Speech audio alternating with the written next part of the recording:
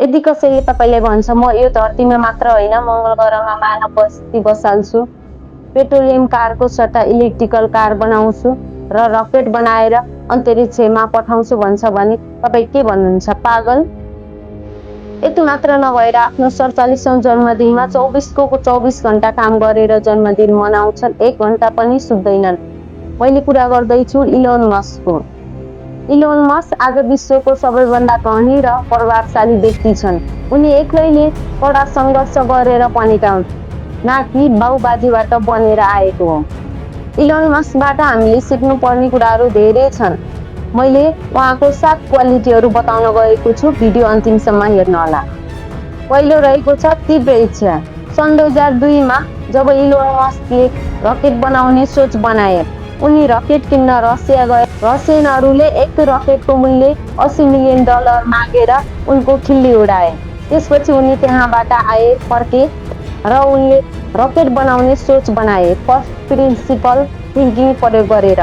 त्यसको लागि उनले रकेटको लागि के सामग्रीहरू चाहिन्छ हिसाब गरे, कति मूल्यमा चाहिन्छ बजारमा, त्यसको मूल्य कति छ भनेर हिसाब गर्दा अचम्मको कुरा त रकेटको कुल मूल्यको 5% भन्दा कम सामग्रीको कच्चा पदार्थको मूल्य खर्च आयो। त्यसपछि उनले रकेट बनाए इन्जिनियरहरूको सहायताले। उनले बजारभन्दा सस्तो मूल्यमा रकेट तयार पारे। उनी पछाडि हट्नेवालामा होइनन्। दोस्रो नम्बरमा रहेको छ हार नमान्नु। इलोन मस्क कहिले पनि हार मान्दैनन्। जब उनको 3वटा रकेट अन्तरिक्षमा प्रक्षेपण गर्दा लगातार असफल भए, उनले तैपनि हार मानेनन्। मस्कले पेपाल बेचेको पैसा सबै सकिसकेको थियो। मिडियाले उनको खिल्ली उडाइरहेको थियो। टेस्ला र स्पेसएक्स स्टार्ट पल्टिने अवस्थामा थियो। अब उनीसँग 4थो रकेट अन्तरिक्षमा प्रक्षेपण गर्न पैसा बाँकी थियो। यस्तो अवस्थामा जो कोही मानिस पनि हार मान्थे, तर उनले हार मानेनन्। आफूसँग बाँकी रहेको पैसा र कार समेत धितो राखेर उनले 4थो पटक अन्तरिक्षमा रकेट प्रक्षेपण गरे। सन् 2008 सेप्टेम्बर 28 मा उनको 4थो फाल्कन 1 नामको रकेट अन्तरिक्षमा सफलतापूर्वक पुग्यो। यो इतिहासको पहिलो निजी रकेट थियो। यो सफलता देखेर नासाले $1.6 बिलियन को प्रोजेक्ट दियो। मस्क हार मान्नेवालामा पर्दैनन्, कहिले पनि उनी हार मान्दैनन्। उनीमा एउटा शब्द छ कि असम्भव भन्ने कुरा केही पनि छैन। उनी पछाडि हट्दैनन् कहिले पनि। 3 नम्बरमा रहेको छ अधिक प्रतिस्पर्धी। इलोन मस्क अधिक प्रतिस्पर्धी छन्। प्रतिस्पर्धीको पनि प्रतिस्पर्धी छन्।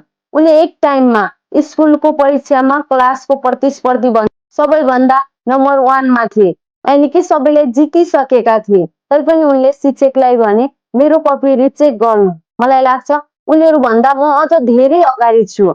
जितिसकेपछि पनि इलोन मस्कलाई अरूभन्दा अझ धेरै अगाडि छु जस्तो लाग्छ।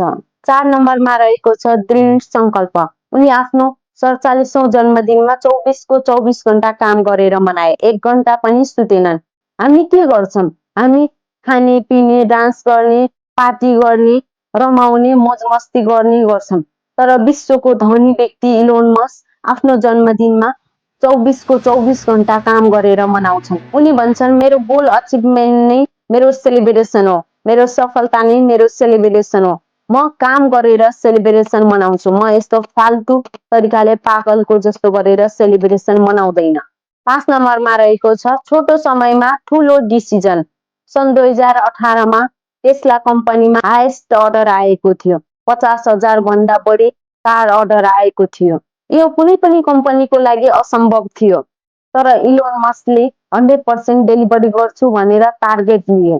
चाहे जस्तो सुकै समस्या किन नआओस्, म 100% कार डेलिभरी गर्छु भनेर उनले टार्गेट लिए। त्यसै अनुसारको प्लान बनाए। 3 महिनाभित्र पुरै रिसोर्स लगाए, पुरै मेहनत ताकत लगाए उनले, र 3 महिनामा उनले 50,000 गाडी डेलिभरी गरे। उनको लागि कुनै पनि काम असम्भव हुँदैन। उनले जो ठान्छन्, जो टार्गेट लिन्छन् त्यो पुरा गरेरै छोड्छन्। 6 नम्बरमा रहेको छ छिटो निर्णय। एक टाइममा टेस्ला कम्पनीमा मेसिनको टुल खराब भएको थियो, जसबाट कार बन्छ। त्यो मेसिन टुल फ्रान्समा बन्छ। कसैले भन्यो अर्डर गर्नुहोस् 2 दिनमा डेलिभरी हुन्छ भनेर। उनी आफ्नो कामलाई रोक्न चाहन्थेनन्, वेट गर्न चाहन्थेनन्। त्यस टाइममा नै इलोन मस्क आफ्नो प्राइभेट जेट लगेर फ्रान्स गए अनि मेसिन टुल लिएर आए।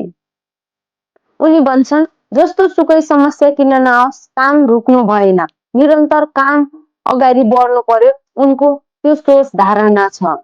7 नम्बरमा रहेको छ म सक्दैन, असम्भव। उनको डिक्सनेरीमा असम्भव भन्ने शब्द नै छैन। कसैले मस्कलाई सोध्छ तपाईले यो काम गर्न सक्नुहुन्न, उनले के जवाफ दिन्छन् थाहा छ? यो के भनेको, मैले गर्न सक्दैन? मस्कले प्राइभेट कम्पनी खोलेर अन्तरिक्षमा रकेट पठाए, आफैले रकेट बनाएर। सरकारले त गर्थ्यो, असम्भव लाग्ने जस्तो काम उनले गरेर छाडे। त्यसैले उनको लागि कुनै पनि असम्भव म गर्न सक्दैन भन्ने शब्द नै छैन। मस्कबाट सिक्नुपर्ने महत्त्वपूर्ण कुरा सेल्फ एजुकेसन। उनी एउटा यस्तो व्यक्ति हुन् कि जो कि सेल्फ एजुकेसन गरेर रकेट बनाए। उनको टेस्ला कम्पनीमा जागिर पाउनको लागि कुनै डिग्रीको आवश्यकता पर्दैन, कुनै शिक्षाको क्वालिफिकेसनको आवश्यकता पर्दैन। मात्र एउटा सिप जो हजुरले सडकमा सिक्नुहुन्छ त्यो सिपको आवश्यकता पर्छ। त्यस्ता कर्मचारी पनि छन् त्यहाँ जोसँग डिग्री छैन, जोसँग क्वालिफिकेसन छैन। उनको साधारण फिलोसोफी छ स्कुलको एजुकेसनले हजुरलाई धनी बनाउँछ भन्ने केही ग्यारेन्टी हुँदैन। तपाईले जो सडकमा सिक्नुहुन्छ त्यसले हजुरलाई सफलताको शिखरमा पुर्याउँछ। उनी आफै पनि सेल्फ एजुकेटेड हुन्। कसैले इलोन मस्कलाई इन्टरभ्यूमा सोध्यो तपाईको सफलताको राज के हो, तपाई कसरी सफल हुनुभयो, हामीलाई पनि केही ज्ञान बताउनुहोस्। इलोन मस्कले भने म टु डु लिस्ट बनाउँछु, आउने 10 सालमा म के गर्न सक्छु गोल सेट गर्छु, अनि मैले सोच्छु जो मैले 10 सालको लागि गोल लेखेको छु त्यो मैले 1 सालमा कसरी पूरा गर्न सक्छु। अनि नजिकको मान्छेले भन्छन् यो त असम्भव छ। इलोन मस्क भन्छन् मलाई थाहा छ यो हुँदैन।